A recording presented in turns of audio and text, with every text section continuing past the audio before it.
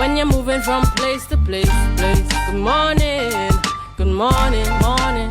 Good Morning, viewers. Welcome back this morning. We are still here. It is the Tobago Updates morning show, and we're chatting with Mr. Bertrand Bikari, who is the President of Environment Tobago, and we're focused this morning on renewable energy and sustainable energy. All right, so it's a chance at diversifying our energy sector. We're chatting about what we can do, our responsibilities as well. Good morning and welcome to Mr. Bikari. Hi, Ria. Good morning. It's good to have you back with us. Now, Mr. Bikari, you have never kept it a secret. You've never been silent on the issue of protecting the environment, persons' responsibilities as it pertains to, protecting our space. In fact, how close are we? Where are we on the horizon of protecting the earth, protecting our environment? On this In the context of energy diversification, and if we pay attention to the national news, and the reason I'm here is I've noticed that our Minister Stuart Young is looking forward to signing a deal with Light Source, a renewable company, which is owned by some major oil sector players. I'm worried that while the future of the earth may be assured if we move to renewables, the future of the nation may be compromised, because I would think solar energy is our big chance at diversification nationally, but we're giving it away to foreign companies. I would think the average technical-minded company or person in Trinidad is well capable of trapping solar and selling it to TNTech. I worry that we are giving that chance at diversification away. That's why I'm here. All right. What is our responsibility then? The government will have its responsibility, but what is our responsibility as citizens? As citizens, your job is to keep an eye on the government so they do the things that support your cause and your children's cause. I do not feel that is being served by giving away our big chance at energy diversification. Sun is free, and we have enough energy experience. Since 1840 we've been taking oil. We do have expertise in the country. In my view, it's being sold. What would that move on the government's part mean for Trinidad and Tobago? It means that Rio would be paying foreign company for electricity through TNTech for the next generation easily. Instead of it getting cheaper, it's going to get more expensive. They say the sun is free, but not when somebody sells it to you. No. What would be the long-term effects on the planet? Planet is saved, and you have a class difference: poor people, rich people. So you're saying here this is a good move all around? No, I'm thinking it's a good move that we move into renewables as a planet. But how individual nations move, they need to hold to their income earning capacity and their potential. So I believe we are compromising ourselves through these build, own, and operate things. Some of them. What move is Environment Tobago making? What is Environment Tobago's stance and in your position? What are you doing to ensure that the government, or as you said, the people of Trinidad and Tobago keep their eye on the government so that they do what they're supposed to do?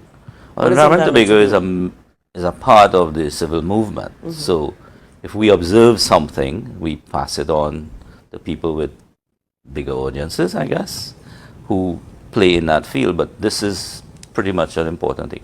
Now, I live in Tobago. Tobago, in a sense, would lose an opportunity if big solar comes in.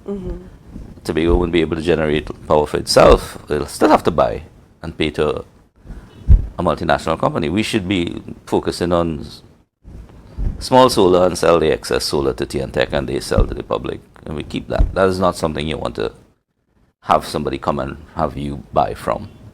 Essentially, that's what's happening. But there are moves that can be made right here in Trinidad and Tobago. I mean, are there technical options or are there political options? We're talking two different things here. Yes, you are. Yes, people here can trap solar, they can monetize solar, and they can sell solar back to TNTech for people who can't. That's a national opportunity at diversification. I'm not sure that we are thinking like that. So I would say local engineers must be upset if they recognize it, and local politicians, depends on how far you up the tier, you may be happy or not. All right. The information that you want the public to be aware of, tell us. This is renewable energy is a big chance for Trinidad to diversify its energy prospects. We've been slaves to the big oil companies ever since because we didn't have the finance, we didn't have the technical knowledge. Now we do. There are a lot of multinational banks resident in Trinidad and they have offices there. They're willing to lend development money. All these little companies that you see, solar startups, let's call them solar startups if we're going to deal with solar, just an example. Solar companies, no matter how small, it's the same amount of brain power they use, they just don't have development finance. I mean, I would have thought our government wanted to enable a cohort of startup companies rather than sell to a big company like Lightsource. I worry too that you're just giving up your energy diversification prospects for another generation. That's what we're doing. And thus causing a failing planet. Again, that's two different things. The planet is in a constant state of change. People are in a constant state of adaptation. Failing is relative to how long people live, I think you want to say. People may live, they may live either well or not so well, depends on the price of stuff. How? Yes, so Quality of life, and if you can keep costs down and still have your same degree of house comforts, home comforts, driven by electricity, powered by the sun, which essentially is free until somebody packages it. Are there any consultations on this issue? I know this issue, I just picked it up and No, on the issue of sustainability. there are many conversations on this, but it depends on who has the microphone. If a big company is talking sustainability, it's to do with their bottom line. If you are talking sustainability, it's to do with your home economy, I suppose. Right. All right. Well, thank you so much, Mr. Bikari. And again, you have never been, you've always been very vocal on this issue. Always been very vocal, and we thank you so much. Yeah. Well, thanks for having me. I wish we could have done it virtually, but the view in Scarborough is lovely, as you say.